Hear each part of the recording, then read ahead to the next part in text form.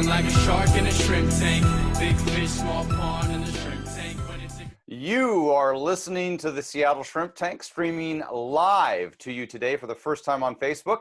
You can catch us every other week on Wednesday at 3 p.m. Pacific Daylight Time from the virtual Whedon Unleashed studio here on Facebook till we resume broadcasting in our physical studio. I'm Brad Berger, along with my esteemed co-host Dan Whedon. You can always catch a replay of the podcast at shrimptankpodcast.com/Seattle. And now through iHeartRadio, Spotify, and Google Podcasts. Also, don't forget to subscribe to our podcast on iTunes so you never miss an episode. And if you are subscribed, please rate our podcast on iTunes. Your feedback helps us grow and improve. Our guest for today's podcast is Kevin Briscoe with CFO Selections. Welcome, Kevin. Thanks for having me. Well, Kevin, we'll be right back to you. Yeah. Brad, one thing that we now have to add is we're live streaming because I'm watching here. We can take in moderation. That sounds like I'm moderating comments. So in other words, if you're out there watching right now and you're a loyal Shrimp Tank podcast follower, I'm going to be watching the comments. So if you have a question for Kevin, if you think your questions are better than us, we'll be the judge of that, right? Well, I'm a big fan of everything in moderation. We're going to moderate in moderation. That's for sure. So listen, I wanted to share with you. Do you like my shirt? Well, what I wanted to ask you was now that we've got all this, digital wizardry with our virtual backgrounds and whatnot, I wanted to know how you got a virtual background onto your shirt. Well, the virtual background is a real background. I've decided, here's what my decision is, Brad, that until we go back into the non-virtual studio, Whedon Unleashed studio, I'm going to be wearing an Aloha shirt. It won't be I have several Aloha shirts, so it won't be the same one each time. And hopefully, thank goodness. Well, I'm hoping at this rate that at some point we'll be back here before I've used them all. But I've decided that we're going to be Aloha for this. And anyway, I thought it'd be a nice contrast. So yes, I'm wearing the virtual background. Very good. It looks great. Hey, listen, you know what else is great is that Kevin Briscoe agreed a long time ago to be our guest. He didn't know at the time that he was our beta test for the first ever live stream of the Seattle Shrimp Tank podcast. I got a chance to know Kevin, met him first time on the golf course. Kevin, you probably remember that. You were ripping up, I mean, ripping up Trophy Lake, which is a hard thing to do. And he kept telling me about how he never plays this well. And all I know is he kept hitting the ball down the middle and making putts and making the rest of us in the group look bad. But I had a great time getting to know Kevin. He was referred to me by a friend named Tom Brochi. Tom works for Kevin. In fact, Kevin purchased his business. And Tom thought we'd hit it off, and we did. And I'm really excited that Kevin's here. So, Brad, I'm hoping that you'll tell all of our listeners, including those in Facebook land, a little bit more about Kevin Briscoe. You got it. Well, Kevin Briscoe is the executive manager of CFO Selections, responsible for establishing and implementing goals and strategies for the firm. He also assists as practice manager of the Western Washington consulting team, which he has led since 2013. Kevin Briscoe's professional career spans nearly 30 years in finance, accounting, and operations in publicly traded corporate and small, closely held settings. Kevin excels in financial analysis and accounting operations, implementing internal controls, and creating and implementing organizational systems. He has held ownership and management positions, demonstrating an outstanding ability to provide effective leadership in increasing profitable growth throughout his career. Kevin earned a Bachelor of Business Administration degree in accounting from Gonzaga University. Go Cougs. Go Zags. Yeah, go Zags. Yep. Same part of the country. He currently serves as board advisor for the Linehan Institute. Thanks. I want to make sure I got that right. And has served as past board member of the Electric League of the Pacific Northwest Charitable Foundation. as co-chair for the American Cancer Society Race for the Cure, benefiting breast cancer research, and as a team leader with the Komen Foundation 3-day walks. Kevin also plays softball in Kent, where he lives with his wife and enjoys spending time with his 4 children and many grandchildren. Kevin, welcome to the Seattle Thank you. Shrimp Tank. Thanks for having me. So in this pandemic, I'll just ask the question, which is on all of our minds. Yeah. How has this pandemic changed what you do? You know, interestingly, if anything, it has, in fact, accelerated the focus we have as a firm. CFO Selections is originally focused on providing outsourced financial executives into small to mid-market companies.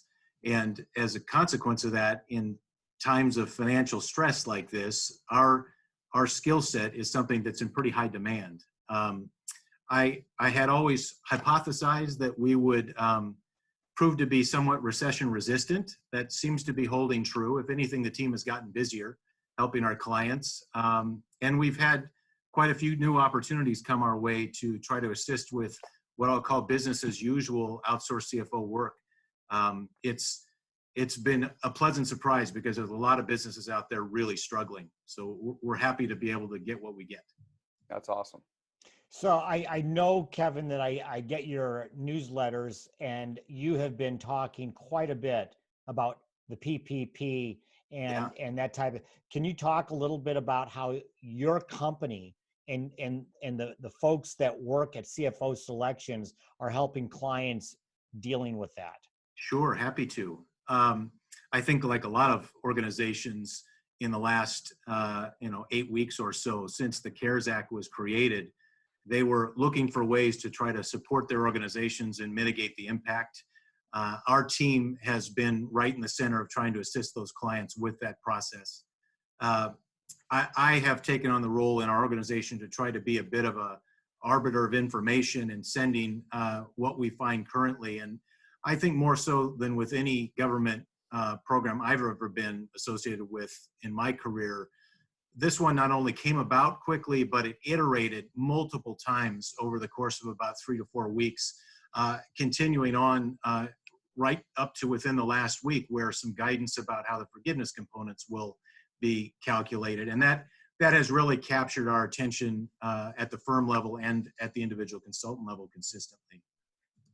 So if you were to just say in a few words here in this podcast, somebody's listening to it either live or watching it later, small business owner, what are your recommendations, knowing what you know about the PPP and everything regarding the loan forgiveness and all of that? What's your recommendation to people watching?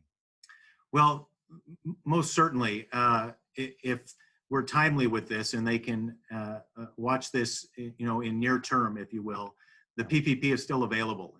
There's money left to fund organizations. And if you have had your revenue impacted and had to make really critical decisions about the cost to your business within the last several weeks, you should be looking at the Paycheck Protection Program of the CARES Act as a way to mitigate that impact on your firm. Downstream, and we're going to get there relatively quickly, I think organizations are going to be pivoting very, very quickly to what's next and what does my future look like. To try to attend to that, we also launched recently a cash forecasting tool that's free to anyone that wants to come to our website to take a look at it, to help them try to conceptualize what are my cash needs going to be in the coming days, weeks, and months. So you'd better give that website. I'm guessing I'll do give that. that website right now. Thank you. CFOselections.com. Okay. It's right on the landing page. As soon as you get to it, scroll down to the middle of the landing page and you'll find it. And again, by simply clicking on the link, giving us your email address and name, it'll take you right to a page where you can download either as an Excel spreadsheet, or you can do it right on our website if you prefer. Okay. There's a lot of direct guidance right within that. And candidly, if you need help doing it, reach out to us from the webpage. We'll be happy to help. So Kevin, I wanted to ask a question with regard to the PPP before I get to a couple of other great questions to talk Sure. about CFO Selections. But I know there's been a lot of talk, there's whole, we've had a couple of tranches of funding. And it's great to hear that this second tranche has still available dollars. I think that's really, really important, especially for those individuals who may have been discouraged by the fact that they didn't make it through the first round, and may have even given up. But that the way the original legislation was written, you kind of had to spend the money. I mean, you got 8 weeks to spend the money.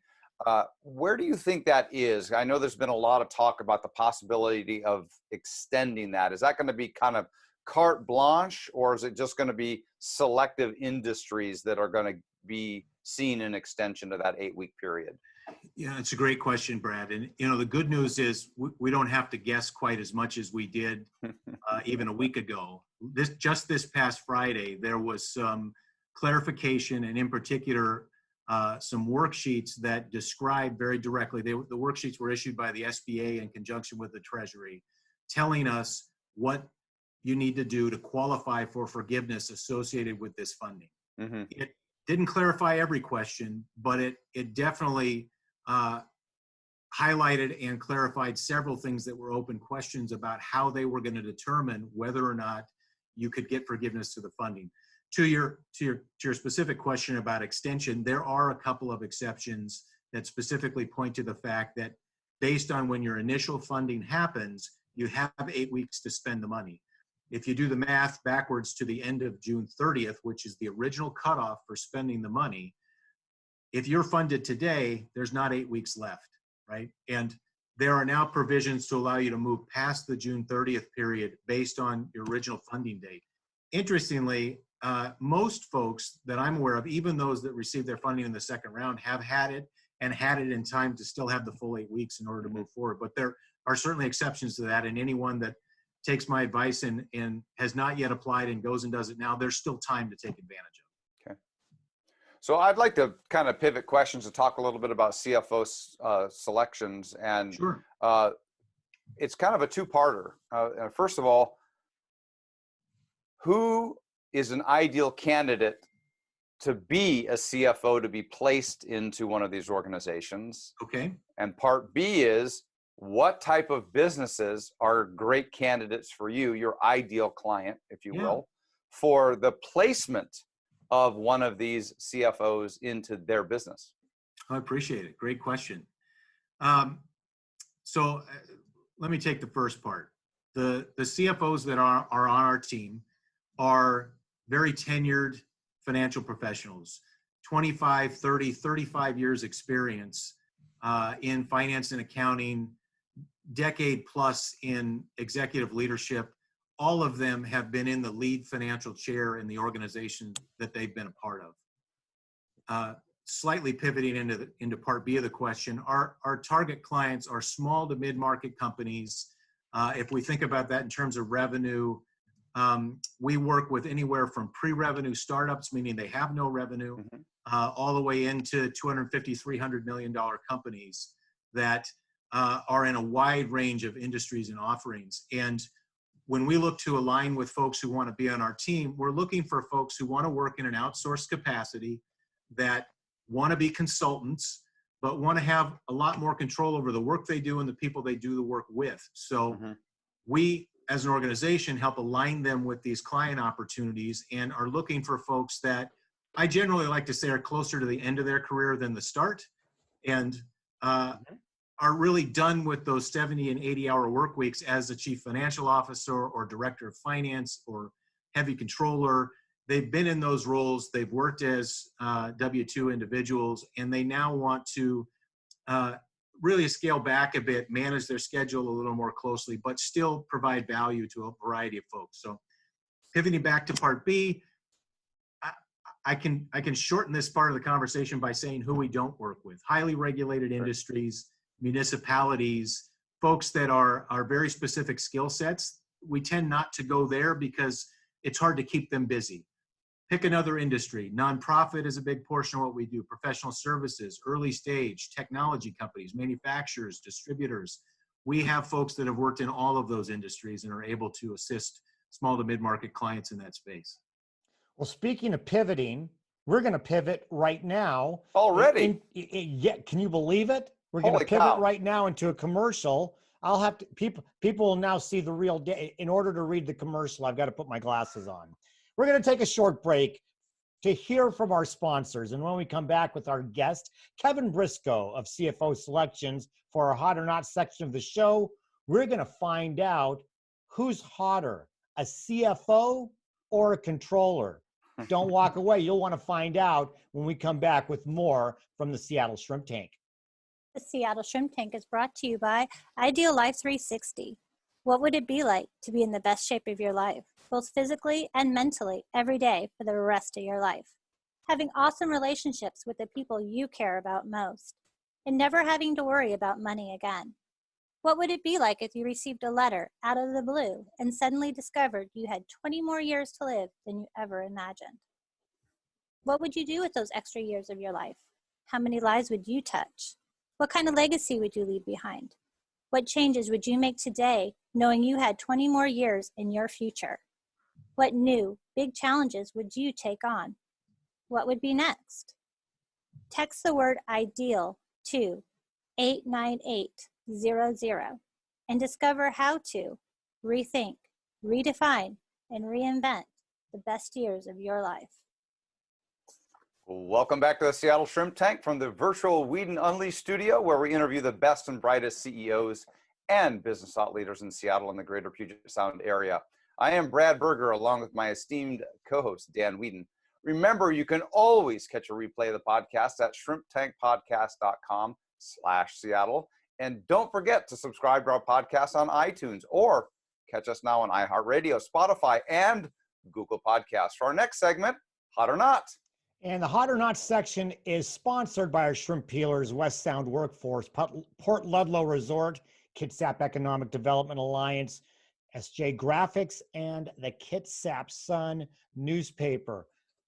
You know, Kevin, hot or not, if you haven't watched the show before or listened to the show, this is the point where Brad and I pepper you with questions regarding things about business, about life, and you're going to tell us if it's hot or not, and then why, and at the end you win absolutely nothing.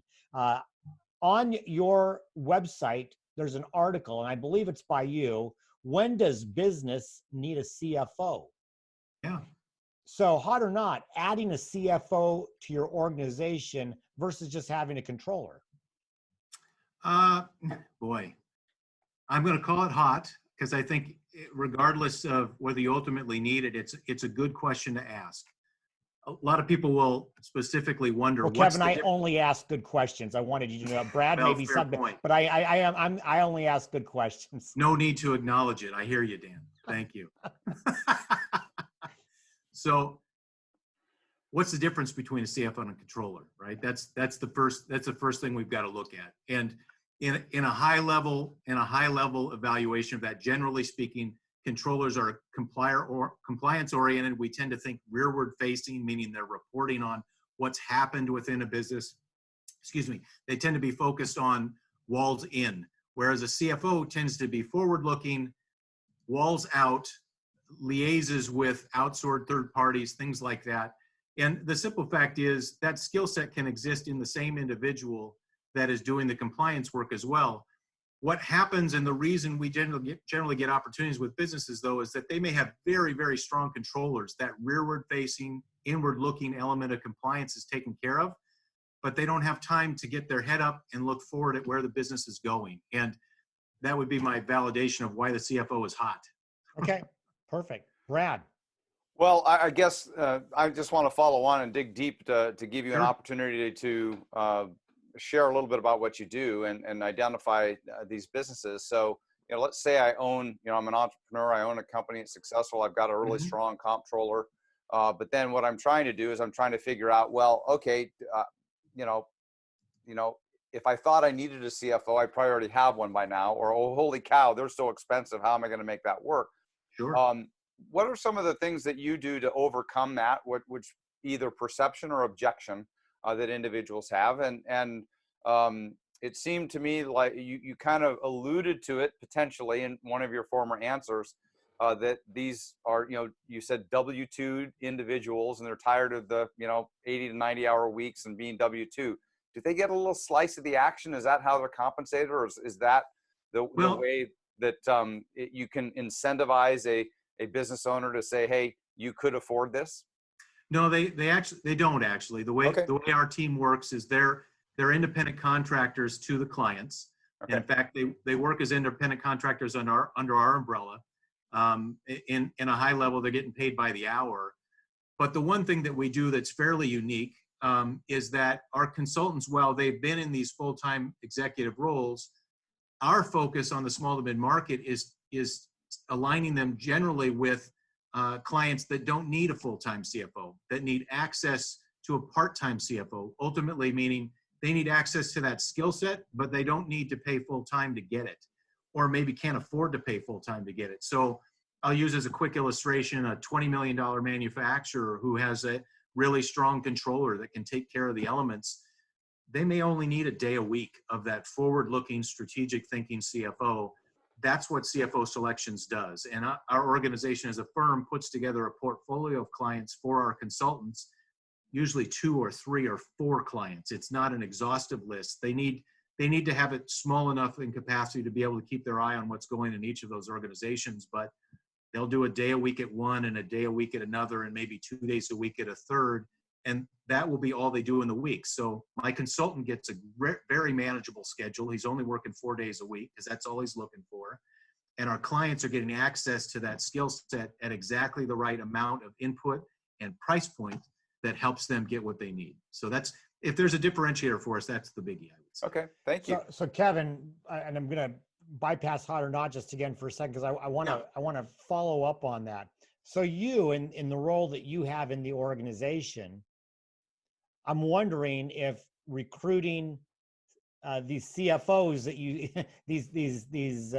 these contractors that you have working out under your mantle, is that a large part of what you're doing? Are you looking constantly to bring in people who will be part of the CFO Selections team? Yeah, it's absolutely a big part of what I spend my time doing. I'm probably the only guy in the firm that interviews everybody who comes in the door. We take a very team-oriented approach to evaluating our consultants. That initial vetting process is really our best opportunity to make a determination if somebody's a good fit for what we do, and whether or not we're going to be able to keep them doing what they're hoping to do under our mantle. But yeah, on average, I probably spend a day a week in interviews with a variety of different folks.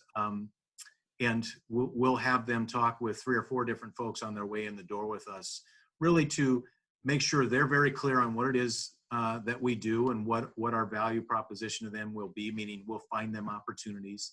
And we want to be very comfortable that this kind of consulting role is what they're really ready to do. It's not for everybody. It really fits well with folks that are a little later stage in their career and have the ability to navigate the ebb and flow that goes along with consulting. It's not like a W-2 job where it's 5 days a week, paycheck every other week. Right. It doesn't work that way. So. Right. So Brad, if it's okay, I'm going to throw hot or not at Kevin, because we want to make sure that we're doing some of that. So Kevin, hot or not, outsourcing vital key jobs within your organization. Very, very hot. Ultra hot. Tell us why. Ultra hot. We were not the first to that party with the outsourced CFO. I think outsourced HR is well known in that space. Outsourced IT has been done that way for a long time. We have a bookkeeping and accounting division called Accounting Solutions Partners that's a part of our organization. Outsourced bookkeeping has been a thing for 30, 40 years. It's been done a long, long time. Outsourced CFO is moving along that spectrum. More and more organizations are realizing that they don't need a full-time CFO necessarily, that they can get access to that skill set on a part-time basis. So that's why it's in that very hot category. Well, I'll ask this question of you, Kevin, hot or not, meeting virtually? Hot to the point of exclusivity, right? Here we are. Well, I would imagine that really, one of the things that I always like to say is I love it when you're not the only, I love being a disruptor, in markets, but boy, does it make it easy when you're not the only person, quote, disrupting, and when everybody is forced to do something. I would imagine that you guys have been doing this for a long time, and it probably opens up your candidate pool, right, for both businesses and CFOs if they don't have to always have boots on the ground. That's true. What's been interesting for us is, and as you might imagine, we have a large enough client base that we do have those that are essential services. And so we do in fact have some consultants that are making their way into office locations to be a part of the work that's doing there. But the vast majority have gone to a virtual setting, and it has created an interesting paradigm that I think everybody has found a way to make work. I've been really encouraged by virtue of the conversations we've had with potential clients that they're very, very flexible, not only about the interviewing process, but once we're engaged, how we'll go about doing the work. At some point, I think that will start to pivot back a bit, but there's an aspect of this virtual interaction that's going to be with us a while. Sure. It's my strong opinion. Yeah. So Kevin, I want to throw this in because we've asked this, Brad. I'm going to share a hot or not. You'll recognize we've asked this many times, but in this new 60 days or so of COVID-19, I think it's now changed a little bit. Hot or not, work-life balance.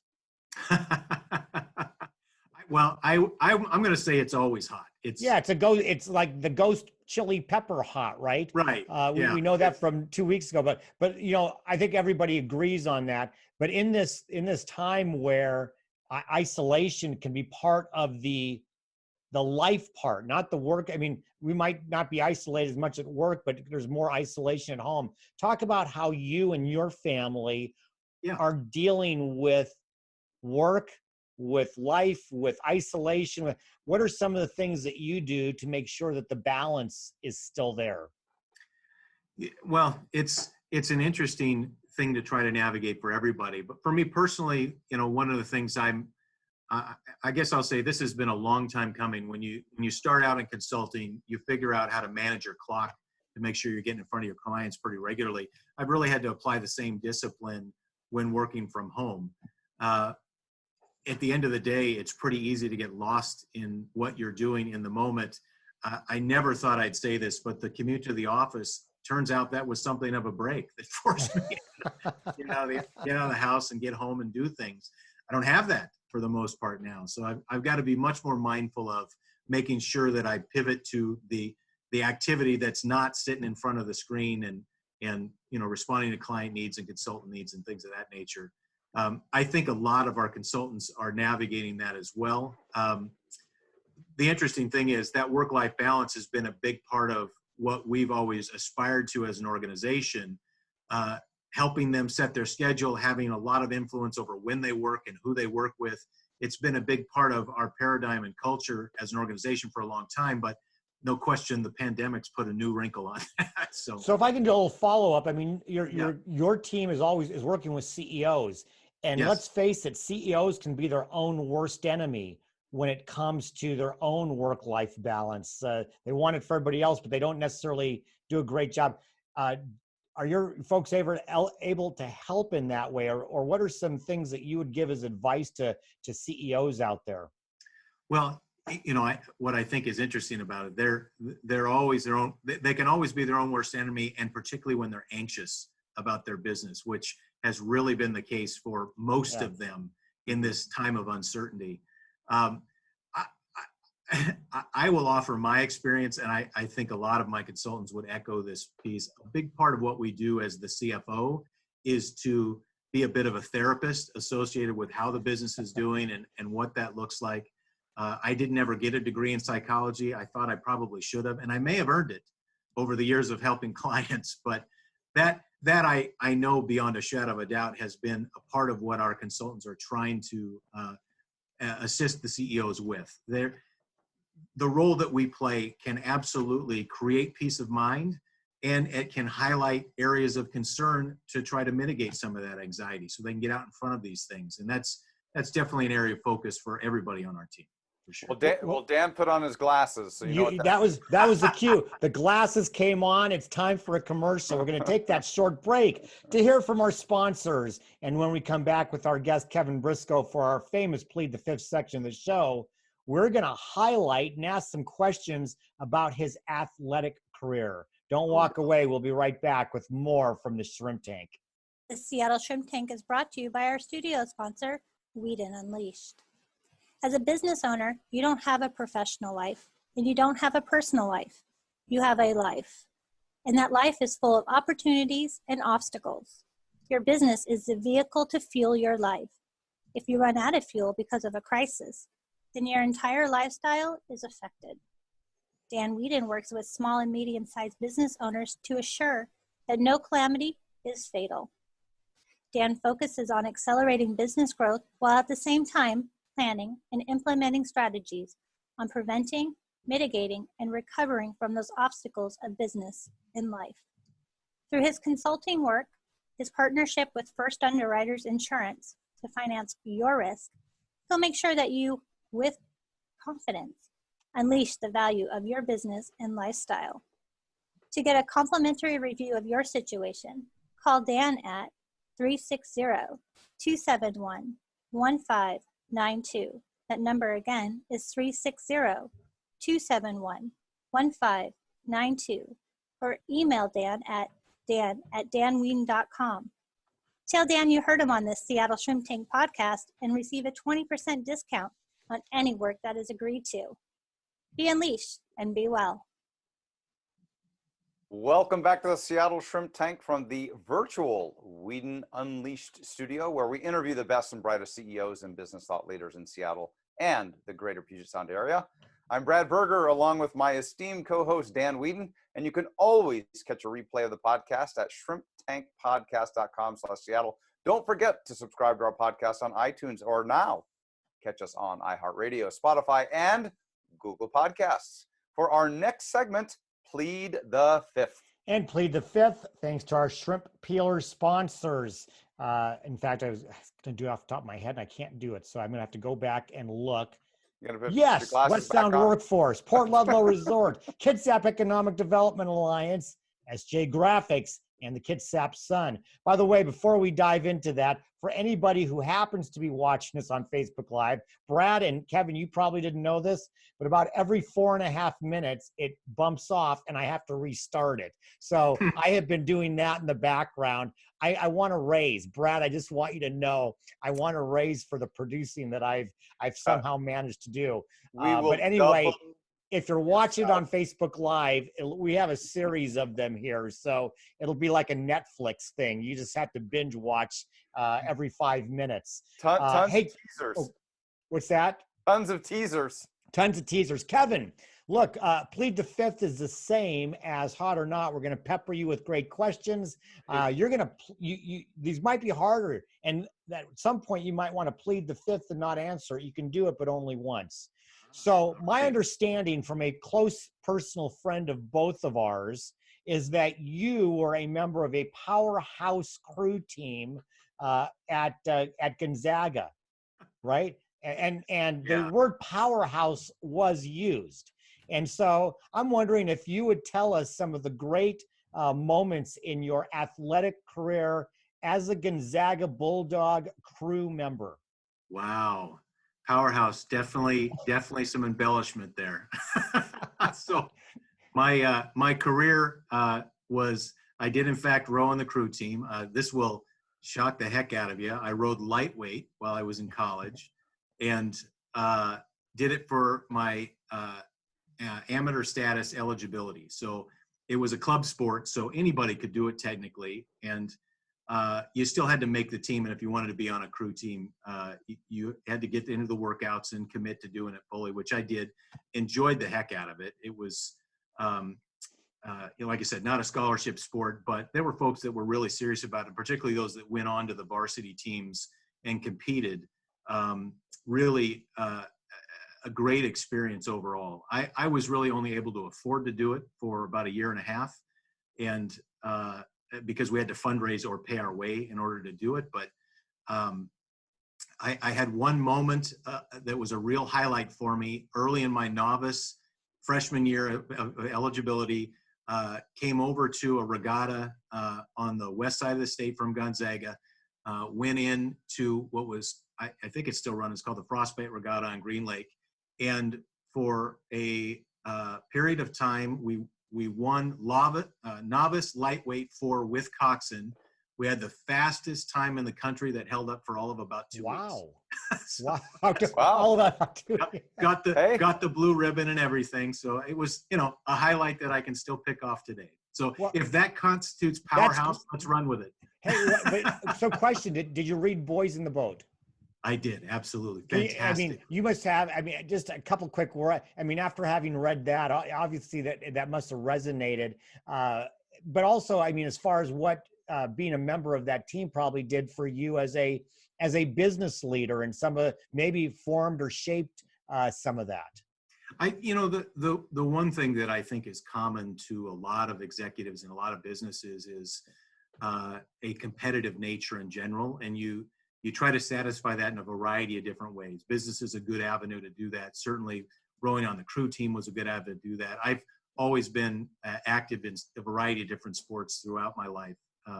And it really comes down to I have a competitive component to my nature, and that's how I end up satisfying it. So that's awesome. So Dan, I'm just going to tee this up, right? Okay.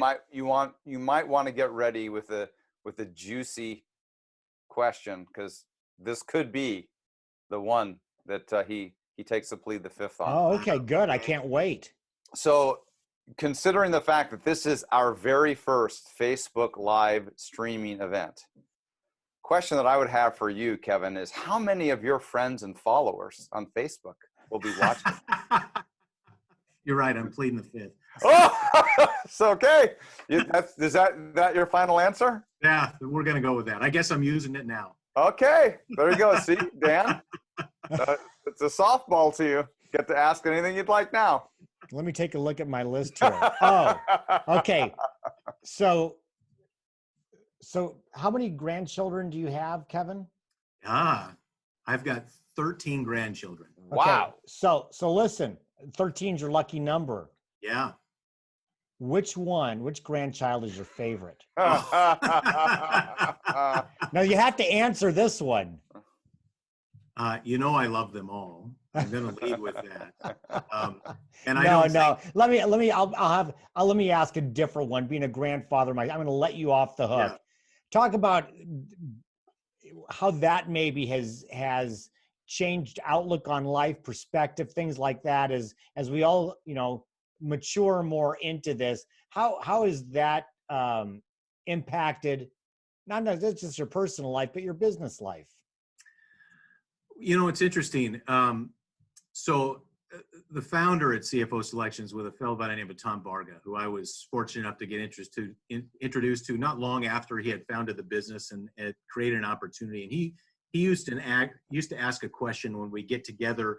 The team was much smaller at the time. There was maybe 13, 14, 15 of us on the whole team.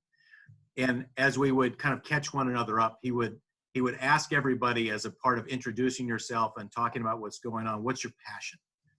That was the question that he would ask. And for me, the answer has always been family. But what the introduction of grandkids has done into that passion is to launch that to an entirely new level for me. It is a motivator in a way that I don't know that you can describe until you've got those grandkids. It's a challenge and interesting and wonderful, and you love your kids, but you get to take a different level of retrospective interest in your grandkids. And I have to admit, I take it as my sacred duty to spin them up and send them home. It's a big part of who I am. That's the whole. Isn't that one of the whole points of being a grandparent? I think so, Brad. I absolutely think so. Sugar them up, but get them a puppy and send them home. Yeah. I haven't done the puppy yet, but there's still time. There's still time.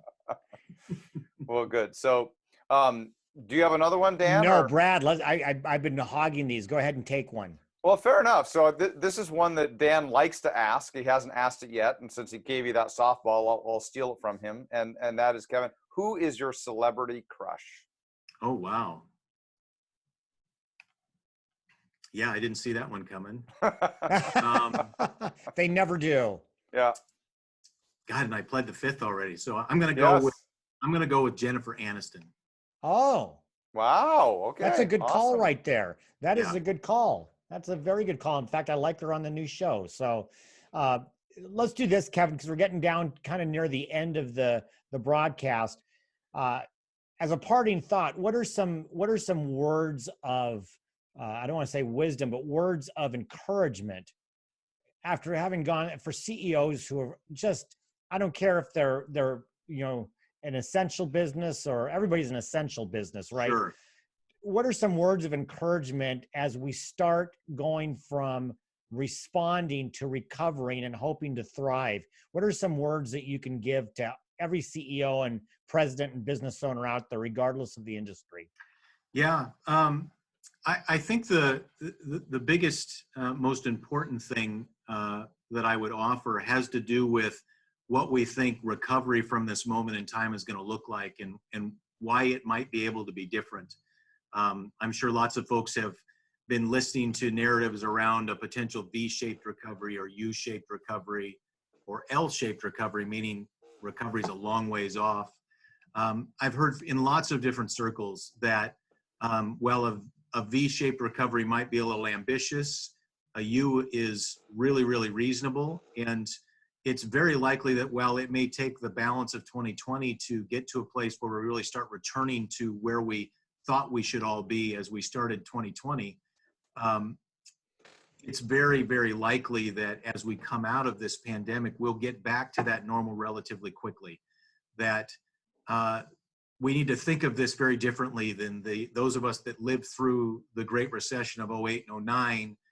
Where this is headed is a byproduct of what you really can think about as a natural disaster, as opposed to a fundamental problem with the economy. Right. This was imposed upon us, not something that we kind of built ourselves to economically. And as a result, we should come out of it a heck of a lot faster. I don't know that that means a lot to somebody who owns a restaurant and still isn't able to open their doors. They've got a lot more to navigate. But ultimately, my message is there is another side to this, and we're going to get to it sooner than later. Thank you. Thank you. Well, those are great words for us to kind of conclude on. So, Kevin, we want to thank you so much for coming on the program today. For our listeners that want to get in touch with you or learn more about CFO selections, how can they get more information? Yeah, absolutely. I mentioned it earlier on. I'll point them back to the website, cfoselections.com. You can get to me directly. You can find your way into a variety of different pieces of information. But ping me with an email, give me a phone call. My numbers and email are both listed there. Well, our next show from the virtual Whedon Unleashed studio will be Wednesday, June 10th, 2020, where our guest will be Don Morrison with Traction Space. Make sure you check out all the replays on shrimptankpodcast.com/Seattle and now on iHeartRadio, Spotify, and Google Podcasts. And remember, to become a shark, we all start out as shrimps. I've been feeling like a shark in a shrimp tank. Big fish, small pond in a shrimp tank.